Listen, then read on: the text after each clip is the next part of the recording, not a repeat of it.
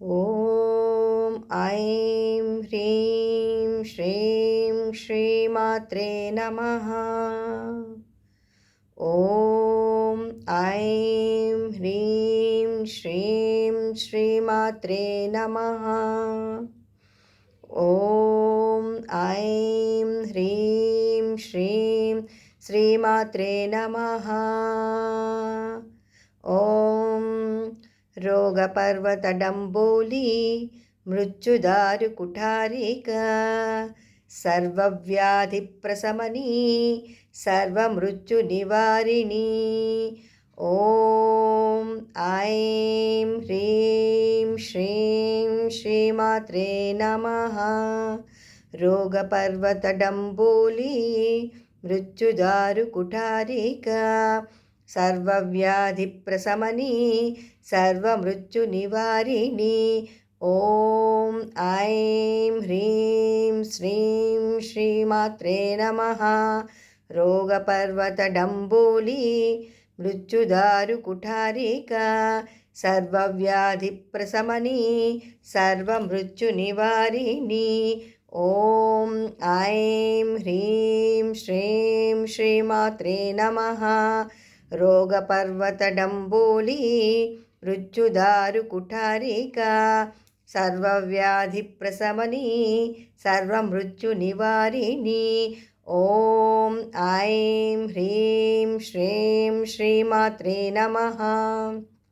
రోగపర్వతడంబోలి మృత్యుదారుకుఠారికా సర్వవ్యాధిప్రశమనీ సర్వమృత్యునివారిణీ. ఓం ఐం హ్రీం శ్రీం శ్రీమాత్రే నమః.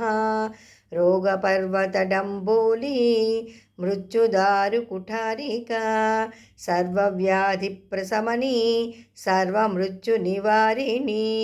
ఓం ఐం హ్రీం శ్రీం శ్రీమాత్రే నమః.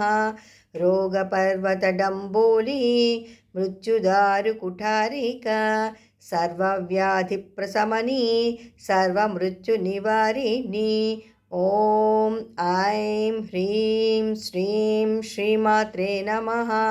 రోగపర్వతడంబోలి మృత్యుదారుకుఠారికా సర్వవ్యాధిప్రశమనీ సర్వమృత్యునివారిణీ. ఓం ఐం హ్రీం శ్రీం శ్రీమాత్రే నమః. రోగపర్వతడంబోలి మృత్యుదారుకుఠారికా సర్వవ్యాధిప్రశమనీ సర్వమృత్యునివారిణీ. ఓం ఐం హ్రీం శ్రీం శ్రీమాత్రే నమః. రోగపర్వతడంబోలి మృత్యుదారుకుఠారికా సర్వవ్యాధిప్రశమనీ సర్వమృత్యునివారిణీ. ఓం ఐం హ్రీం శ్రీం శ్రీమాత్రే నమః. రోగపర్వతడంబోలి మృత్యుదారుకుఠారికా సర్వవ్యాధిప్రశమనీ సర్వమృత్యునివారిణీ. ఓం ఐం హ్రీం శ్రీం శ్రీమాత్రే నమః. రోగపర్వతడంబోలి మృత్యుదారుకుఠారికా సర్వవ్యాధిప్రశమనీ సర్వమృత్యునివారిణీ. ఓం.